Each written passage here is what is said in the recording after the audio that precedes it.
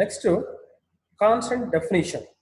ಆ constant definition ನ symbolic constants ಅಂತಾನೂ ಕರಿತೇವೆ, ಹಾಗೇನೆ ಸಿಂಬಾಲಿಕ್ ನೇಮ್ಸ್ ಅಂತಾನೂ ಕರಿತಾ ಹೋಗ್ತೀವಿ.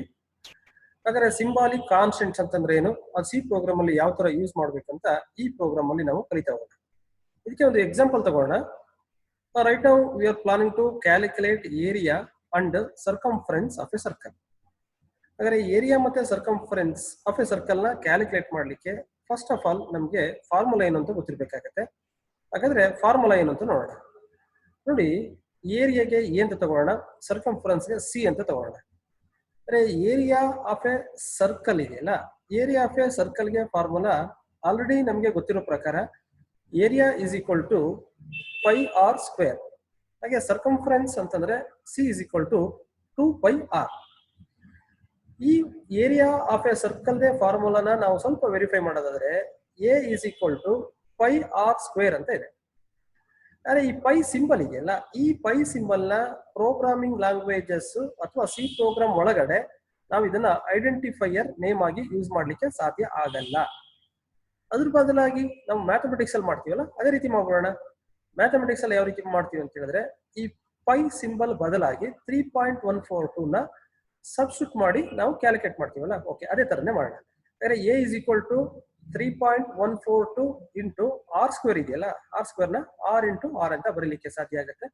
ಹಾಗಾದ್ರೆ ಇದು ಸಿ ಈಕ್ವಲೆಂಟ್ ಎಕ್ಸ್ಪ್ರೆಷನ್ ಆಗುತ್ತೆ. ಅದೇ ತರನ ಸರ್ಕಂಫರೆನ್ಸ್ ಇದೆಯಲ್ಲ, ಇದನ್ನು ಕೂಡ ಕನ್ವರ್ಟ್ ಮಾಡೋಣ.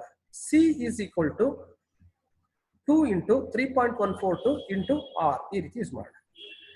ಹಾಗಾದ್ರೆ ನಮ್ಮ ಪ್ರೋಗ್ರಾಮಿಂಗ್ ಲ್ಯಾಂಗ್ವೇಜಸ್ ಒಳಗಡೆ ಕೋಡಿಂಗ್ ಮಾಡ್ಬೇಕಂತ ಹೇಳಿದ್ರೆ 3.142 ಅಂತ ನೇರವಾಗಿ ಸಬ್ಸ್ಟಿಟ್ಯೂಟ್ ಮಾಡಿದ್ರೆ ಏನ್ ಪ್ರಾಬ್ಲಮ್ ಆಗುತ್ತೆ ಅಂತ ಆ ಪ್ರೋಗ್ರಾಮ್ ಮಾಡ್ತಾ ಮಾಡ್ತಾ ಅದನ್ನ ಕಲಿತಾ ಹೋಗೋಣ. ಹಾಗಾದ್ರೆ ಅದ್ರ ಬದಲು ಏನ್ ಮಾಡ್ತೇವೆ, ಅದ್ರ ಬದಲು ಈ ರೀತಿ ಯೂಸ್ ಮಾಡ್ತೀವಿ. A is equal to P I into R into R. ಹಾಗಾದ್ರೆ ಈ 3.142 ನ ಈ ಪಿ ಐ ನ ರಿಪ್ಲೇಸ್ ಮಾಡಿದ್ವಿ. ಅದೇ ತರನೇ ಇಲ್ಲೂ ಕೂಡ ರಿಪ್ಲೇಸ್ ಮಾಡೋದಾದ್ರೆ C is equal to 2 into P I into R, ಈ ರೀತಿ ಯೂಸ್ ಮಾಡೋಣ. ಹಾಗಾದ್ರೆ ಇಲ್ಲಿ ಪಿ ಐ ಅಂತ ಯೂಸ್ ಮಾಡೋದಲ್ಲ, ಈ ಪಿ ಐ ನ ನಾವೇನಂತ ಕರಿತೀವಿ ಅಂತಂದ್ರೆ ಸಿಂಬಾಲಿಕ್ ಕಾನ್ಸ್ಟೆಂಟ್ ಅಂತ ಕರಿತೀವಿ. ಹಾಗಾದ್ರೆ ಸಿಂಬಾಲಿಕ್ ಕಾನ್ಸ್ಟೆಂಟ್ ಅಂತ ಹೇಳಿದ್ರೆ ಪಿ ಐ ಆಯ್ತು. ಹಾಗಾದ್ರೆ ಪಿ ಐ ಅಂತಂದ್ರೆ ಎಷ್ಟು value, P I is equal to 3.142.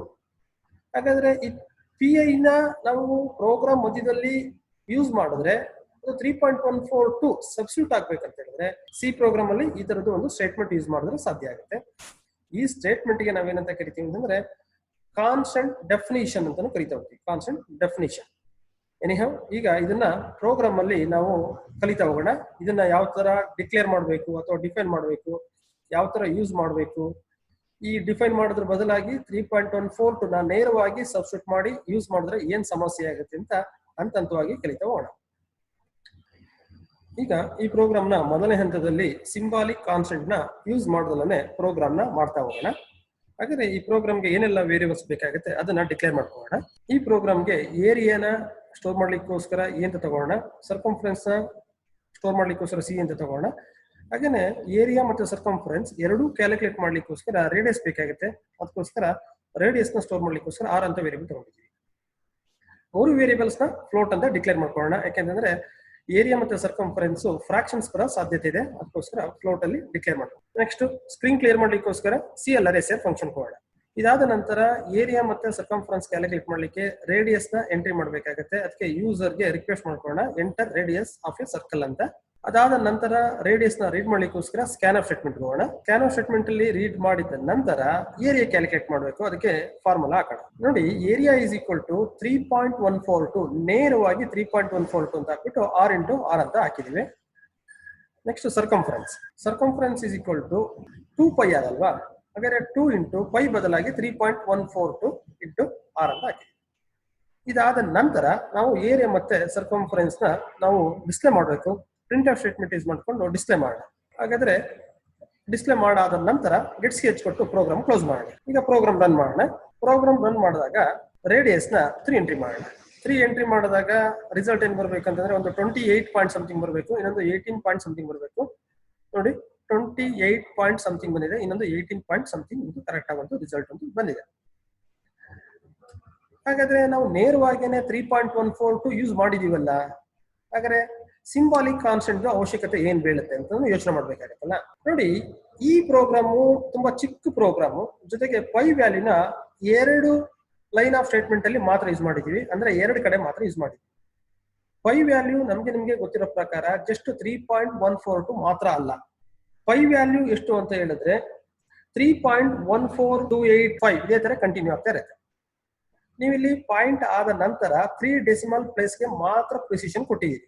ನಂತರ ನಿಮಗೆ 3 ಡೆಸಿಮಲ್ ಪ್ಲೇಸ್ ಪ್ರಿಸಿಷನ್ ಗಿಂತ 4 ಡೆಸಿಮಲ್ ಪ್ಲೇಸ್ಗೆ ಪ್ರಿಸಿಷನ್ ಬೇಕಾದಾಗ ಇಲ್ಲಿ 3.142 ಇತ್ತಲ್ಲ, 3.142 ಬದಲಾಗಿ 3.148 ಹಾಕ್ಬೇಕಾಗುತ್ತೆ. ಹಾಗಾದ್ರೆ ಇಲ್ಲೂ ಕೂಡ 8 ಹಾಕ್ಬೇಕಾಗುತ್ತೆ, 2 ಕಡೆ ಹಾಕ್ಬೇಕಾಗುತ್ತೆ. ಪೈ ವ್ಯಾಲ್ಯೂನ 2 ಕಡೆ ಮಾತ್ರ ಯೂಸ್ ಮಾಡಿದ್ರೆ 2 ಕಡೆ ಚೇಂಜ್ ಮಾಡ್ಬಿಡ್ತೀವಿ. ನೀವು ದೊಡ್ಡ ದೊಡ್ಡ ಪ್ರಾಜೆಕ್ಟ್ ಮಾಡ್ಬೇಕಂತ ಹೇಳಿದಾಗ ಈ ಪೈ ವ್ಯಾಲ್ಯೂನ 1000 ಕಡೆ ಯೂಸ್ ಮಾಡಿರ್ತೀವಿ. 1000 ಕಡೆ ಯೂಸ್ ಮಾಡಿದಾಗ 1000 ಕಡೆನೂ ಕೂಡ ಈ ತರ ಚೇಂಜ್ ಮಾಡೋದು ಸ್ವಲ್ಪ ಕಷ್ಟ ಆಗುತ್ತೆ. ಅದ್ರ ಬದಲಾಗಿ ಸಿಂಬಾಲಿಕ್ ಕಾನ್ಸ್ಟೆಂಟ್ಸ್ ಯೂಸ್ ಮಾಡ್ತಾ ಹೋಗ್ತೀವಿ. ಸಿಂಬಾಲಿಕ್ ಕಾನ್ಸ್ಟೆಂಟ್ಸ್ ಅಂದ್ರೆ ಸಿಂಬಾಲಿಕ್ ಕಾನ್ಸ್ಟೆಂಟ್ಸ್ ಹೋಗೋಕ್ಕಿಂತ ಮೊದಲಾಗಿ ಇದನ್ನ ಬೇರೆ ರೀತಿನೇ ಮಾಡೋಣ. ನೋಡಿ, ಈಗ ಇಲ್ಲಿ ಒಂದು ವೇರಿಯಬಲ್ ಡಿಕ್ಲೇರ್ ಮಾಡ್ಕೊಳ್ಳೋಣ, ಫ್ಲೋಟ್ ಅಂತ ಡಿಕ್ಲೇರ್ ಮಾಡ್ಕೊಂಡು P I is equal to 3.142 ಅಂತ ಇಲ್ಲೇ ತಗೊಂಡ್ರೆ, ಇಲ್ಲಿ ತಗೊಂಡು ಹಾಗಾದ್ರೆ ಪಿ ಐ ಅನ್ನೋದು ಒಂದು ವೇರಿಯಬಲ್, ಅದರೊಳಗಡೆ 3.142 ನ ಇನಿಷಿಯಲೈಸೇಷನ್ ಮಾಡಿದೀವಿ. ಹಾಗಾದ್ರೆ ಇಲ್ಲಿ 3.142 ಇದೆಯಲ್ಲ, ಇದ್ರ ಬದಲಾಗಿ ನಾವು ಪಿ ಐ ಯೂಸ್ ಮಾಡೋಣ. ಹಾಗೆ ಇಲ್ಲೂ ಅಷ್ಟೇನೆ, ಇಲ್ಲೂ ಕೂಡ 3.142 ಬದಲಾಗಿ ಪಿ ಐ ಯೂಸ್ ಮಾಡೋಣ. ಹಾಗೇನೆ ಹಳೆ ರಿಸಲ್ಟ್ ಮಾನಿಟರ್ ಮೇಲೆ ಇರ್ಲಿ ಅನ್ನೋ ಉದ್ದೇಶಕ್ಕೋಸ್ಕರ CLR SCR ಇದೆಯಲ್ಲ, ಇದನ್ನ ಕಾಮೆಂಟ್ ಮಾಡೋಣ. ಅದೇ ತರನೇ ಈ ಎಂಟರ್ ಇದೆಯಲ್ಲ, ಇಲ್ಲಿ ಬ್ಯಾಕ್ ಸ್ಲಾಶ್ ಅನ್ನ 2 ಸರಿ ಯೂಸ್ ಮಾಡೋಣ. ಈಗ ಈ ಪ್ರೋಗ್ರಾಮ್ ನ ರನ್ ಮಾಡೋಣ. ಹೋದ್ ಸರಿ ಏನ್ ಇನ್ಪುಟ್ ಕೊಟ್ಟಿದ್ದು 3 ಎಂಟ್ರಿ ಮಾಡಿದ್ದು, ಈ ಸರಿನೂ ಕೂಡ 3ನೇ ಇನ್ಪುಟ್ ಕೊಡ್ತಾ ಇದೀವಿ. ಹೋದ್ ಸರಿ ಏನ್ ರಿಸಲ್ಟ್ ಬಂದಿತ್ತು ನೋಡಿ, ಸೇಮ್ ಆಸ್ ಇಟ್ ಈಸ್ ಬಂದಿದೆ. ಹಾಗಾದ್ರೆ ಏನ್ ಸಮಸ್ಯೆ ಆಗ್ಲಿಲ್ವಲ್ಲ? ಹಾಗಾದ್ರೆ ಇಲ್ಲಿ ಕೇರ್ಫುಲ್ ಆಗಿ ಅಬ್ಸರ್ವ್ ಮಾಡಿ, ಈ ಪಿ ಐ ಇದೆಯಲ್ಲ, ಪಿ ಐ ವ್ಯಾಲ್ಯೂ ವೇರಿಯಬಲ್ಸ್ ಅಂತ ಡಿಕ್ಲೇರ್ ಮಾಡ್ಕೊಂಡಿದ್ದು ವೇರಿಯಬಲ್ ಆಗುತ್ತೆ. ಏನ್ ವೇರಿಯಬಲ್ ಅಂತಂದ್ರೆ ಪಿ ಐ ವ್ಯಾಲ್ಯೂನ ಪ್ರೋಗ್ರಾಮ್ ಮಧ್ಯದಲ್ಲಿ ನೀವು ಚೇಂಜ್ ಮಾಡ್ಲಿಕ್ಕೆ ಸಾಧ್ಯ ಆಗುತ್ತೆ. ನಿಮ್ಗೆ ಗೊತ್ತಿದ್ದೇನೋ ಅಥವಾ ಗೊತ್ತಿಲ್ದೇನೋ ಪ್ರೋಗ್ರಾಮ್ ಮಧ್ಯದಲ್ಲಿ, ಅಂದ್ರೆ ಇಲ್ಲಿ ಪಿ ಐ ವ್ಯಾಲ್ಯೂನ 3.142 ಬದಲಾಗಿ ನಿಮ್ಗೆ ಇಷ್ಟ ಬಂದಿದ್ದು ಯಾವುದೋ ಒಂದು ವ್ಯಾಲ್ಯೂಗೆ ಚೇಂಜ್ ಮಾಡ್ತೀವಿ ಅಂತ ಅನ್ಕೊಂಡು ಪಿ ಐ ಈಕ್ವಲ್ಸ್ ಹಾಕ್ಬೇಕಾಗಿತ್ತು. ಹಾಗಾದ್ರೆ ಪಿ ಐ ಈಕ್ವಲ್ಸ್ 45.67 ಅಂತ ಚೇಂಜ್ ಮಾಡಿದ್ರಿ. ಈಗ ಈ ಪ್ರೋಗ್ರಾಮ್ ನ ರನ್ ಮಾಡೋಣ. ಪ್ರೋಗ್ರಾಮ್ ನ ರನ್ ಮಾಡಿದಾಗ ನೋಡಿ, ಯಾವುದು ಕೂಡ ಎರರ್ ಬರ್ತಾ ಇಲ್ಲ ನೋಡಿ. ಮತ್ತೆ 3 ಎಂಟ್ರಿ ಮಾಡಿದೀವಿ. ಎಂಟ್ರಿ ಮಾಡಿದಾಗ ನೋಡಿ ಆನ್ಸರ್ ಬೇಕಾಬಿಟ್ಟು ತಪ್ಪಲ್ಲ ಬರುತ್ತೆ. ಹಾಗಾದ್ರೆ ವೇರಿಯಬಲ್ ಅಂತಂದ್ರೆ it is nothing but identifier. That identifier value can be change in the middle of the program. ಹಾಗಾದ್ರೆ ಒಂದು ವೇರಿಯಬಲ್ ಅಂತಂದ್ರೆ ಐಡೆಂಟಿಫೈಯರ್ ಇರುತ್ತಲ್ಲ, ಐಡೆಂಟಿಫೈಯರ್ ವ್ಯಾಲ್ಯೂನ ಪ್ರೋಗ್ರಾಮ್ ಮಧ್ಯದಲ್ಲಿ ಚೇಂಜ್ ಮಾಡ್ಲಿಕ್ಕೆ ಈ ತರ ಸಾಧ್ಯ ಆಗುತ್ತೆ. ಅದನ್ನ ನಾವೇನಂತ ಕರಿತೀವಿ ಅಂದ್ರೆ ವೇರಿಯಬಲ್ಸ್ ಅಂತ ಕರಿತೀವಿ. ಈ ತರ ಎಲ್ಲ ಚೇಂಜ್ ಆಗ್ಬಿಟ್ರೆ ಏನಾಗುತ್ತೆ ಅಂದ್ರೆ ಮುಂದೆ ಬರ್ತಕ್ಕಂತಹ ರಿಸಲ್ಟೆಂಟ್ ವ್ಯಾಲ್ಯೂಸ್ ಇದೆಯಲ್ಲ, ಈಗ ರಿಸಲ್ಟ್ ನೋಡೋಣ ಇನ್ನೊಂದ್ಸರಿ. ನೋಡಿ, ರಿಸಲ್ಟ್ ಈ ತರ ಎಲ್ಲ ತಪ್ಪು ಬಂದ್ಬಿಡುತ್ತೆ.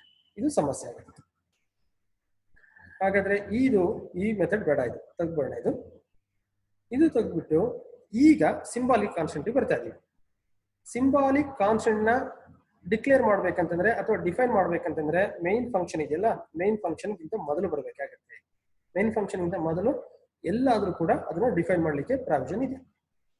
ಒಂದು ಕಾನ್ಸ್ಟೆಂಟ್ ನ ಡಿಫೈನ್ ಮಾಡ್ಬೇಕಂದ್ರೆ ಆಶ್ ಡಿಫೈನ್ ಅಂತ ಯೂಸ್ ಮಾಡ್ಬೇಕಾಗುತ್ತೆ. ಆಶ್ ಡಿಫೈನ್ ಅಂದ್ರೆ ಡಿಫೈನ್ ಅನ್ನೋದು ಡೈರೆಕ್ಟಿವ್ಸ್ ಅಂತ ಕರಿತೀವಿ. ಆ ನಂತರ ಇಲ್ಲಿ ಕಾನ್ಸ್ಟೆಂಟ್ ನೇಮು ಜನರಲ್ ಆಗಿ ಕ್ಯಾಪಿಟಲ್ ಲೆಟರ್ ಕೊಡ್ತೇವೆ. ಕ್ಯಾಪಿಟಲ್ ಲೆಟರ್ ಅಲ್ಲಿ ಕೊಡಬೇಕು ಅಂತ ಯಾವುದೇ ರೂಲ್ಸ್ ಅಂಡ್ ರೆಗ್ಯುಲೇಷನ್ಸ್ ಯಾವುದು ಇಲ್ಲ. ಬೇಕಿದ್ರೆ ನೀವು ಲೋಯರ್ ಕೇಸ್ ಅಲ್ಲಾದ್ರೂ ಕೊಡ್ಲಿಕ್ಕೆ ಸಾಧ್ಯ ಆಗುತ್ತೆ. ಕ್ಯಾಪಿಟಲ್ ಲೆಟರ್ ಯಾಕೆ ಕೊಡ್ತೀವಿ ಅಂತಂದ್ರೆ ನೋಡಿದ ತಕ್ಷಣನೇ ಅದು ಕಾನ್ಸ್ಟೆಂಟ್ ಅಂತ ಗೊತ್ತಾಗ್ಲಿ ಅನ್ನೋ ಉದ್ದೇಶಕ್ಕೋಸ್ಕರ ನಾವು ಕ್ಯಾಪಿಟಲ್ ಲೆಟರ್ಸ್ ಯೂಸ್ ಮಾಡ್ತಾ ಹೋಗ್ತೀವಿ.